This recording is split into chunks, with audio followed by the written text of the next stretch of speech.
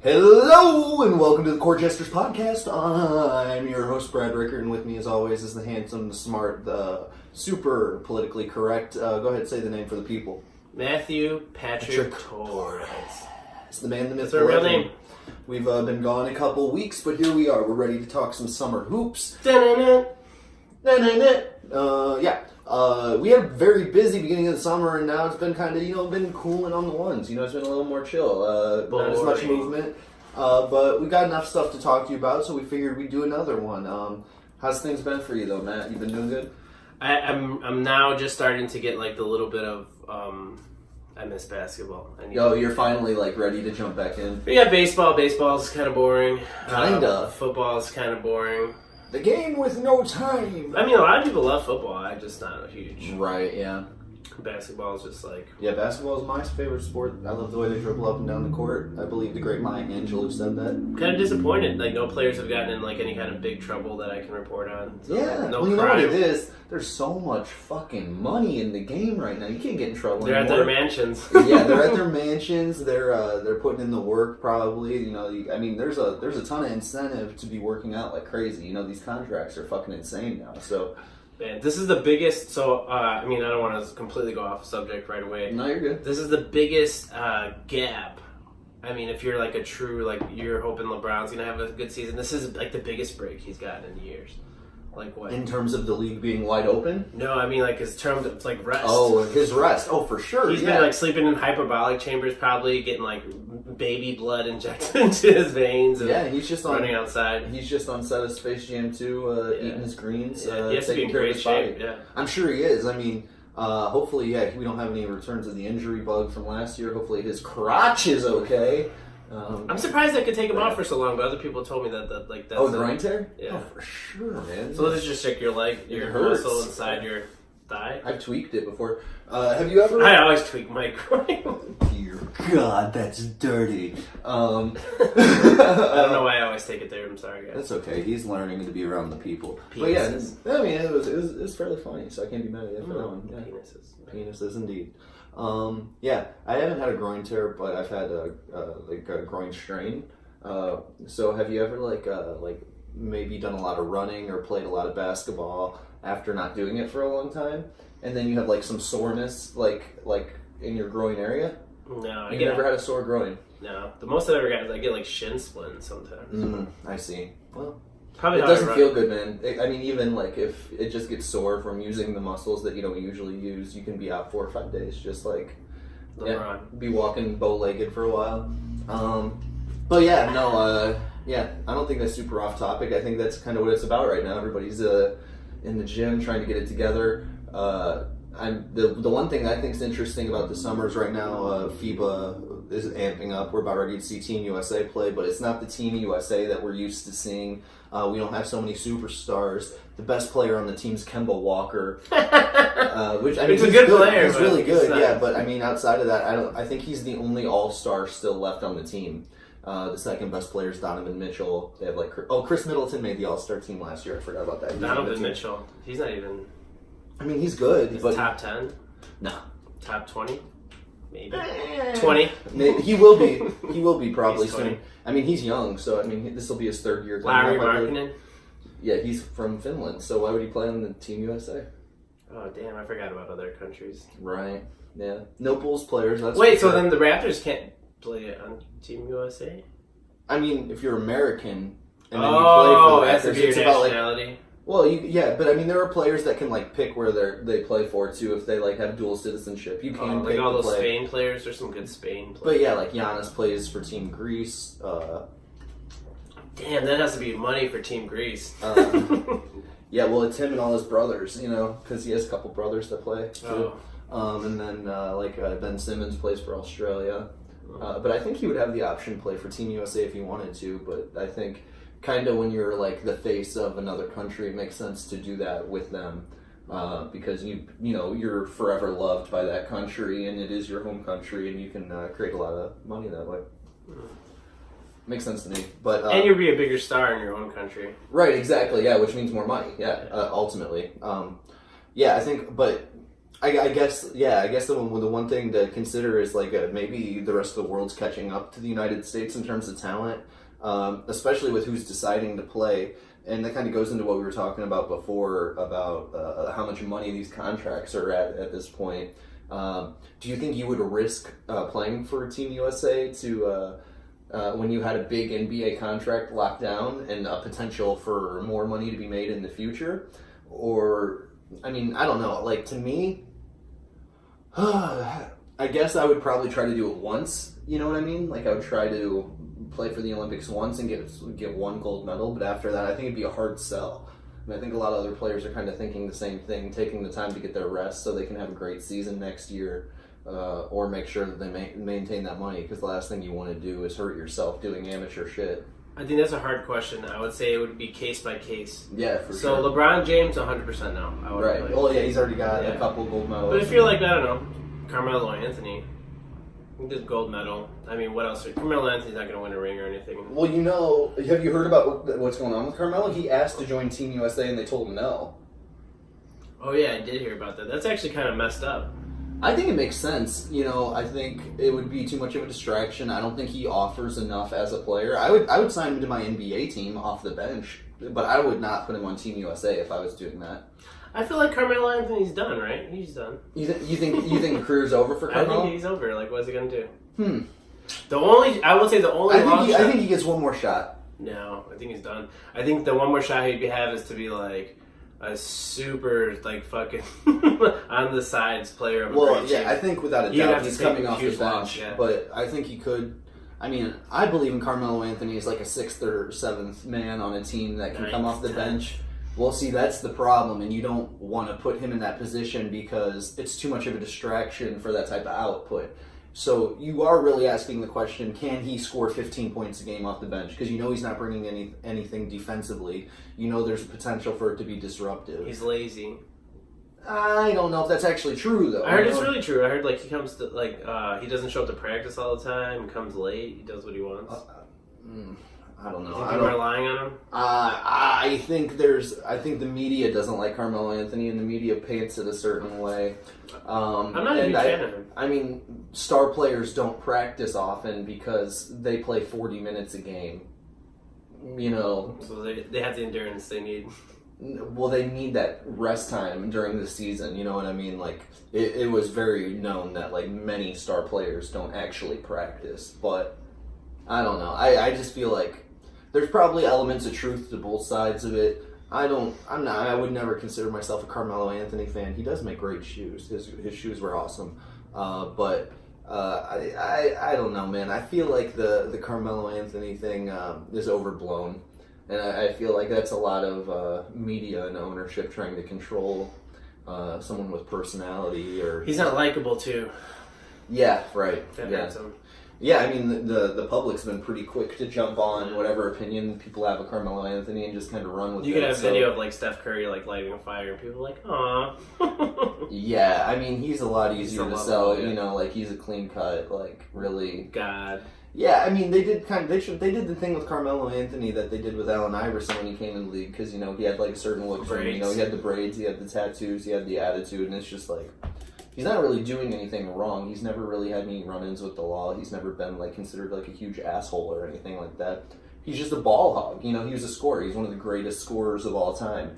And I think it's kind of a bummer that we've never seen him, like, he never scored less than 15 points, like, a game average per season. He was still killing it, like, as a third option in Oklahoma City. He was also a Chicago Bull. For a second, I forgot about that, yeah. I want the jersey. I mean, well, maybe he'll come back. That'd be great. I would take him. Would you take him? I mean, what the fuck are the Bulls doing? Yeah, I was gonna say, I mean, just to go see something. Like, I'd even, like, people were like, why would we take Rose back? I'm like, who cares now? We're just at the bottom. Like, I'd go see Rose play in a Bulls. I think Rose, I mean, I'm excited for Rose to play on the Pistons. I think that's a good fit for him, but... who else is there with them? Blake Griffin and Andre Drummond. You know, they'll be a playoff team in the East, I'm pretty sure. And he's, I don't know, NBA 2K, I'm a big 2K fan. They have him ranked as an 81 on the new game, and that's pretty good. Some people found it disrespectful. Too low? Yeah, too low. I forgot who it was, but they had like a man. He did have a good year last year. They had someone else who they matched him up against who was an 85, and they're like, "How is this guy an 85?" Kyle Kuzma was ranked in 85, and I think that's one that people were like up in arms about. Because then that means you think he's better than Rose? Of course, I would take Kyle Kuzma over Derrick Rose. 85 to 81.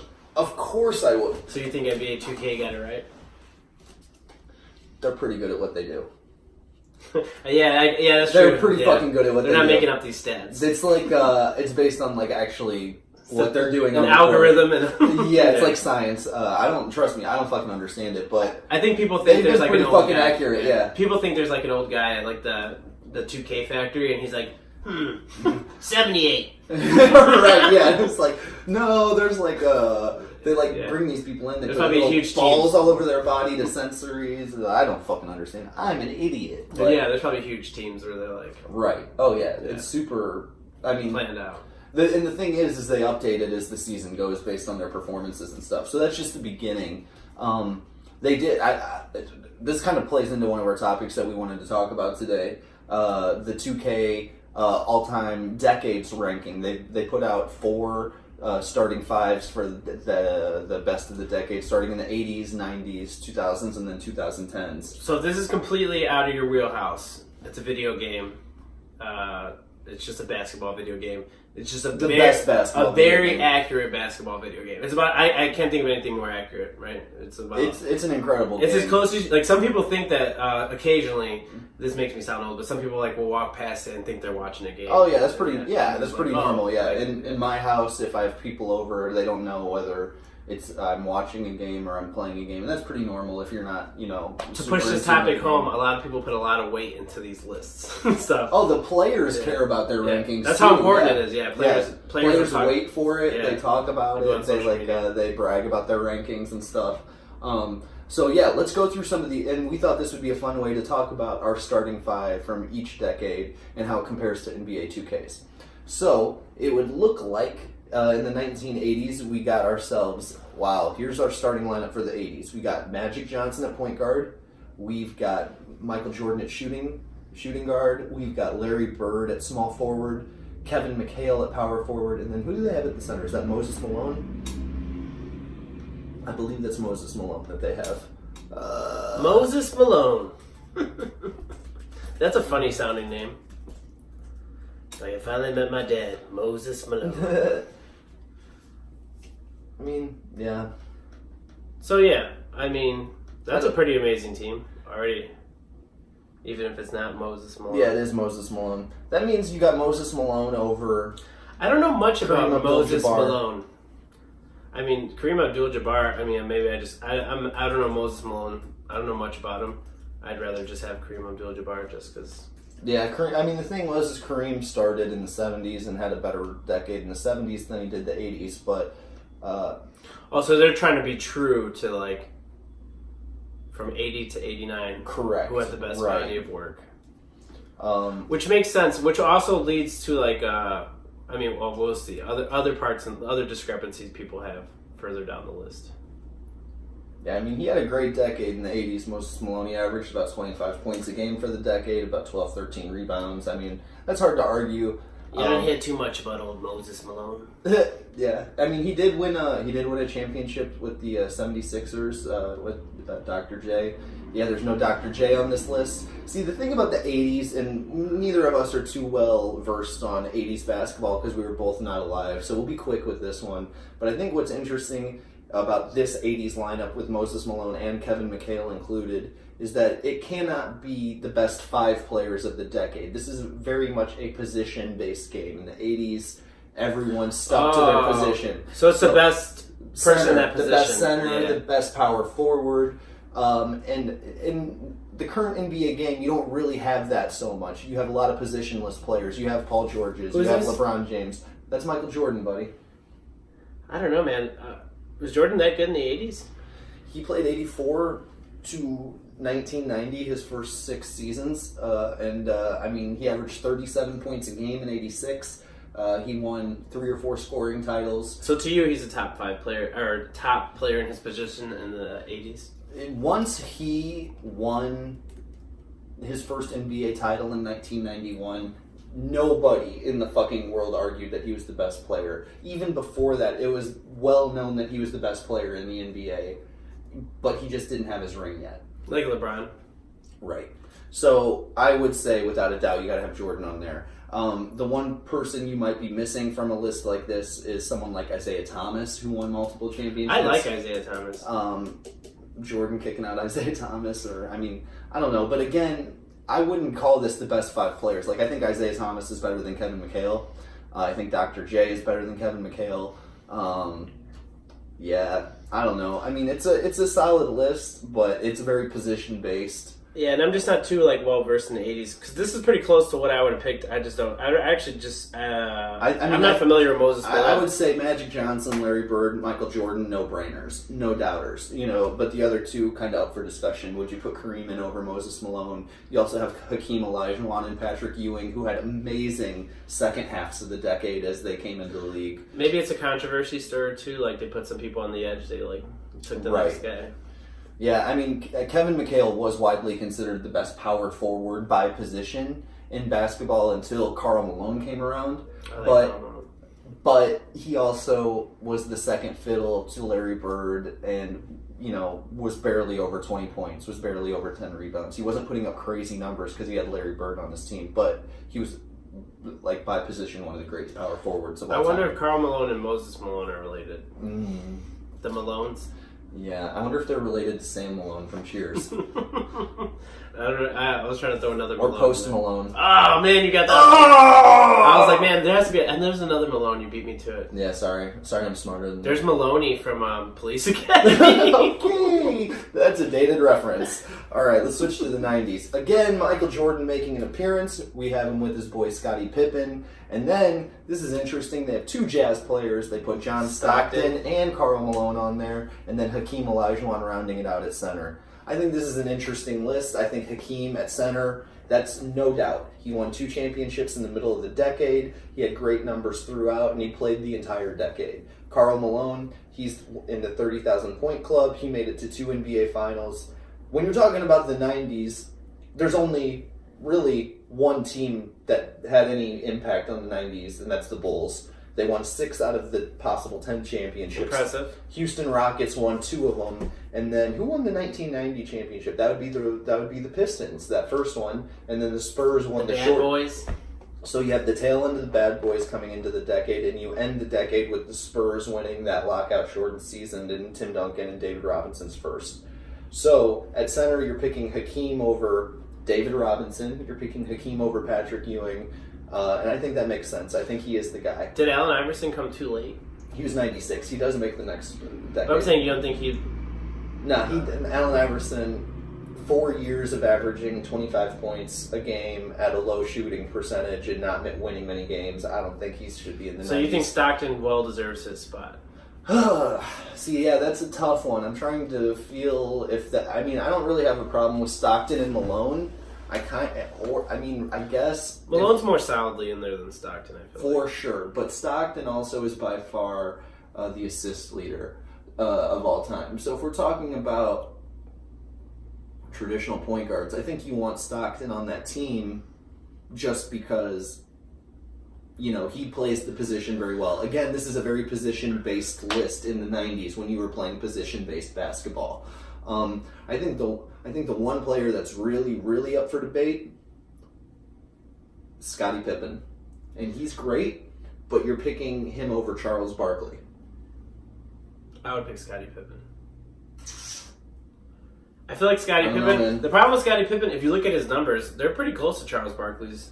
I don't even know if they're better in some categories, right? Their points are close. It's just that I feel Charles Barkley averaged 3 or 4 more points a game for his career, but Charles Barkley consistently averaged over 10 rebounds a game for his entire prime. I think Scottie Pippen he's like the all-time number 2. So everyone. Charles Barkley made it to an NBA Finals without another player. Scottie Pippen did not do that in his years alone without Jordan. They didn't make it to the finals. They made it to the second round. They didn't even make it to the conference finals. And then after Jordan retired, he never made it back to the finals with the Blazers, with the Rockets, with any of those teams he played. I would pick Charles Barkley over Scottie Pippen, but I do understand why Scotty's there. What about Rodman? Rodman doesn't get a spot in here. I mean, you'd have to put him in over Karl Malone, and I'm just not willing to do that. Okay, Yeah, right. I mean, Dennis Rodman's great. I just want to make it the Dennis Bulls? Rodman? Yeah, you do. And Dennis Rodman would make my all-defensive team of all time. Probably the starting 5 all-defensive team. Yep. But he didn't do anything on the offensive end, so it's hard to put him there. All right. Mine's Steve Kerr, Rodman, Steve Scottie Kerr. Pippen, Jordan. Yeah. I have a problem with the. I think the '98 Bulls could give this team a run for their money. I mean, they beat these guys. They beat Karl Malone and John Stockton. So Jordan versus Jordan. Ooh, this will get crazy. now this is where we're getting into the 2000s. Okay, so they got Kobe, no brainer. LeBron, Shaq, no brainer. Tim Duncan, no brainer, and Allen Iverson, questionable. No, I feel like this is solid. I would pick this. I think if I didn't see this, I might have picked this without seeing it. Okay, so elaborate a bit. Well, I mean, even I brought up Allen Iverson. I really liked Allen Iverson. He was like a huge. I mean, I know it's all about the best team, but who's going to beat that team? Can you pick someone in your head? I mean, so yeah, Allen Iverson, just because like I he guess was a little he's the inconsistent and more of a flare up. He's like the only questionable one that you could question. But then Shaq's super underrated. Shaq definitely solidly owns his spot. LeBron James, Kobe. I mean, there's not much. I think the real question is, I think the real question is Allen Iverson, because you're saying that he had a better career than Steve Nash, who won back-to-back MVPs, and Jason Kidd, who went to 2 Who would NBA you rather finals. have on your team, though? So you're just saying you would replace Allen Iverson with Steve Nash? I would keep Allen Iverson. I would probably...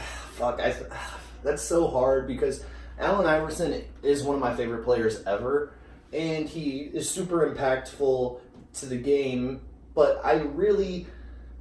skill, he's better than both Steve Nash and Jason Kidd, no doubt about it. But is he a better all-time player? Did he have a better That's because you're career? smart. I use a lot of emotion. I just like Allen Iverson more. Me too. This is who And I also pick. with Kobe and LeBron and Shaq and Tim Duncan on your team, you don't need an Allen Iverson. This team would beat the 90s team. For sure. Smash them. For sure. Shaq is, in my opinion, he had from 2000 to 2002, 2003 or whatever. I don't even know if Jordan was that dominant. You know what I mean? Like, Yeah, I don't even think it'd be close. Tim Duncan's a no-brainer. Kobe's a no-brainer. I mean, they both won. I mean, Kobe won 5 championships in that decade, and The Tim Duncan 2000 won team 4. versus the Oh, he 90s won team. 3. 5 games. How many do you think the 90s team can pull off? I say 1. Yeah, Scotty can't stop LeBron. Jordan and Kobe kind of pretty much Same thing. factor each other out. I think Duncan's better than Karl Malone. Shaq's better than Hakeem. Yeah. Shaq's a fucking force. Yeah, I guess that's pretty good. I guess maybe I would put maybe Jason Kidd in that spot over Allen Iverson, though.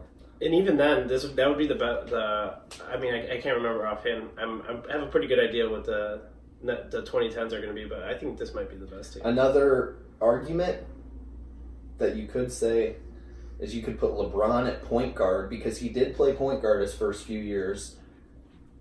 Oh, and then pick a better point. And then put in someone Yeah. like Tracy McGrady at small forward, who had amazing numbers, or someone like Dirk Nowitzki, who's one of the greatest players of all time, offensive players. Look at the Dirk man right here. But he plays the same position as Tim Duncan, so you can't put Dirk in over Duncan. But if you put him in a small forward position, I think right outside of this, you got Jason Kidd, you got Steve Nash, you got Dirk Nowitzki, you got Tracy McGrady. Oh my God, Tracy McGrady is so underrated. I think the seasons he put up in Orlando and Houston, I don't fucking know, man. That's. But Allen Iverson had a great couple years in those early 2000s. I love Allen Iverson. But I just don't think he put up the consistency of those other guys that have to take him It might have out. been because his story was so much more If it popular. was 95 to 2005, Allen Iverson's a no-brainer. But we're talking 2000 to 2010, so I don't know. Talking about practice? Talking about practice? 2010. Now this is where things get a little interesting, right? So this would be the last 9 years in the league. They got James Harden, they got Steph Curry, Kevin Durant, LeBron James, and Dwight Howard. This team can't be the 2000 team. No, because there's no defense. James Harden and Steph Curry don't play defense. I think LeBron and KD, no-brainers, 100%. Do you think Dwight Howard should be in there? Well, that's a tough one, too, because Dwight Howard, again, should be 2005 to 2015. But who are you going to put at center over the last 10 years? Who's a better center? Because he was consistently 20 and 15 for a 5-year run, the first 5 years of the decade, and then he slowly fizzled out. I mean, who's the best center right now? Is it Dwight Howard? It's not Dwight Howard. Who's the best center right now? Yeah. Joel Embiid. You wouldn't switch him out with Anthony Dwight Howard? Davis. Or is it because they're doing the whole decade? They've only been around less than 3 or 4 years. I feel like they're already better than him. Yes, they are already better than him. I think if they stay healthy, they for sure will run the 20s. They probably just can't do it because of the time, right? Right. Yeah, I'm going to look up who else might be in the way of that list. See who we're missing. So, yeah, who's not on this list? We don't have Kobe, who won a championship and made a bunch of teams in the 2010s. We don't have, James Harden over Kobe, I don't know about that yet. James Harden's had a great last few years. Kobe would have been better. Russell Westbrook is They just have to really average in Kobe Bryant's last horrible years. You know what it is? It probably really is a computer program, and they average the whole 10 to 19. They've averaged it all. Probably, yeah. Would you pick James Harden right now as a better overall player than Dwayne Wade? No. Because Dwayne Wade won 2 championships in this decade. No, I would pick Dwayne Wade. Dwayne Wade played a little defense. He showed up in the playoffs. He's a leader. James Harden's just one of the best offensive players of all time. He's a psycho. And he has a little bit to grow, too.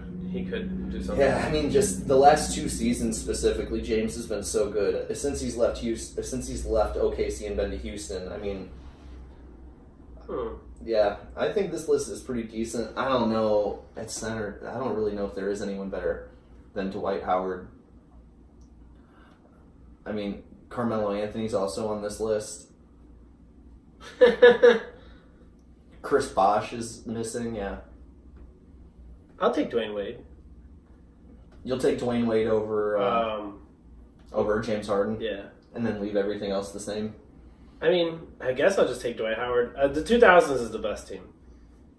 Yeah, I agree. For sure. You got prime Kobe, you got young LeBron, prime Shaq, prime Tim Duncan. Yeah. The 80s is the worst one. That's... there's 4 of the top 10 players of all time, if you ask me. Tim Duncan, Shaq, yeah, Kobe, Shaq's LeBron. super underrated. But LeBron was better in the 2010s than the 2000s. I think is fair to say, because he won all his championships. The 80s is the worst one. Yeah. Toss up between the 90s and the 2010s. Sure. Okay. Well, that was pretty good. I guess one thing we could equate it to now is who would be your starting 5 or top 5 of this season coming up, if you had to put a lineup together. Well, a lot of it might be borrowed from this list. The 2010s list, because this is actually pretty close. Durant's hurt, so he's done, right? Yeah, that's another point from the 2010s. Are you putting James Harden over Kawhi Leonard? Oh, yeah, I forgot all about Kawhi Mr. Leonard. 2 NBA Finals MVPs? That's what I'm saying. It's probably just like a computer thing. He just doesn't put up the regular season numbers, but I think Kawhi's better than And then James he had Harden. a whole season out, right? That's a really good point, yeah. So, this is probably really computer generated. Like, they put all the stats in and like... Oh, for sure, but... There's probably no opinion in this whatsoever. Right. Yeah. That's pretty dope. I'll take Dwight Howard out.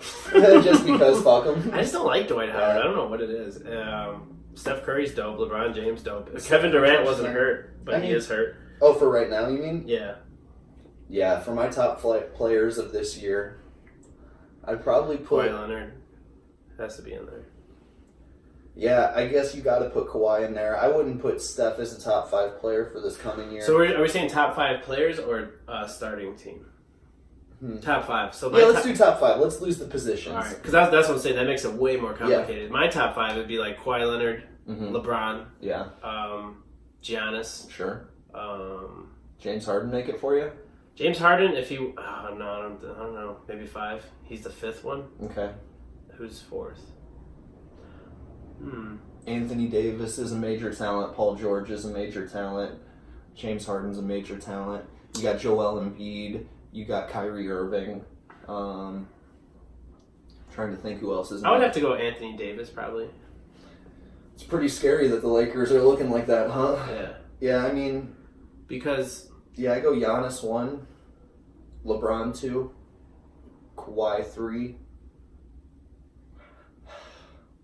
I'm really interested to see what Anthony Davis has for this year. Yeah. I'd probably put James Harden 4.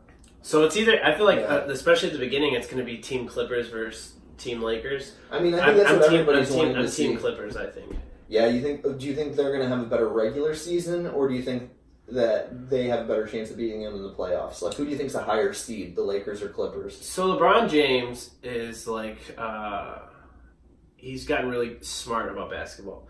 So I feel like LeBron James knows he's going to make the playoffs, no matter what. Right, with Anthony Davis. Unless he gets hurt, for sure, yeah. So I feel like... Even so, with Anthony Davis, I think Anthony Davis can hold him over for 20 games if he gets hurt in the middle of the season. Yeah. But I think the Clippers are going to come in hard. Mm-hmm. And I feel like LeBron's just going to kind of, like, just basketball science his way, like, take it easy, take it easy. He's going to, like, you got to, like, sit this game out or whatever if he's not feeling good. So I feel like it's going to be a battle, and it's going to be any man's game when it gets down to the playoffs or the finals. But I think the Clippers are definitely going to have a better regular season. You think so? Clippers will be a higher seed? Because I feel like they'll want to be on the top, and I feel like LeBron knows it doesn't matter. I'm actually going to say the opposite of you. I think the Lakers will have the higher seed, but I think the Clippers have a better chance to beat them in the playoffs. They're a little younger. Well, I think that both teams have to be careful about load management. Paul George and Kawhi Leonard come in having not major injuries, but significant injuries, in their last year, and then they both had major injuries in their career. And some people think that Kawhi Leonard low-key got hurt and didn't tell anyone.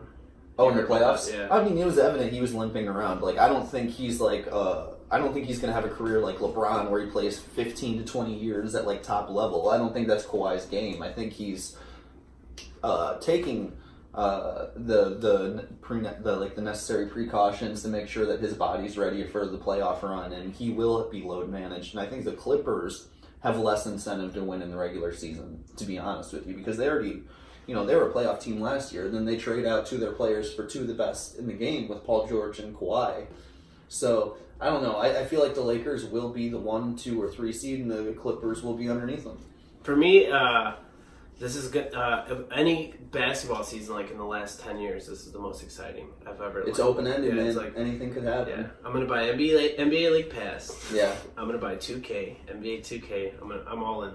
Yeah. You ready? I'm ready, buddy. We're gonna be pumping these out. So if you like them, get ready every week. Yeah, I guess that's what we got for now. If you see this podcast, we do have a show Saturday, August 17th. It's called Blanket Fort. It's in a backyard in Madison Square. I'm going to be hosting it with my buddy Max, and Max on the show, so come check that out. Any other shows you want to pimp? I have a show at the Laugh Factory on Monday. It's called Bad Waves. August 19th, correct? Yes. Also... Hit him up. He might have a ticket for you. I will have a ticket for you if you watch this long. Also, don't ever be shy. If you're my friend, follow Brad. He's not going to think you're a creep. And vice versa. Or vice versa, yeah. If you're my friend, stalk us. You owe me money! But follow Matt. Send nudes. Okay. Anything else? No, that's it. Okay. I got a lot of shows going on. I'm about ready to go on tour, so follow me and come see me if I'm around you. And I'll be at the laundromat in Pilsen. getting free soaps. All right, till next time. This has been the Jester podcast, and you're all dirty, dirty bastards. Bye, guys. Bye.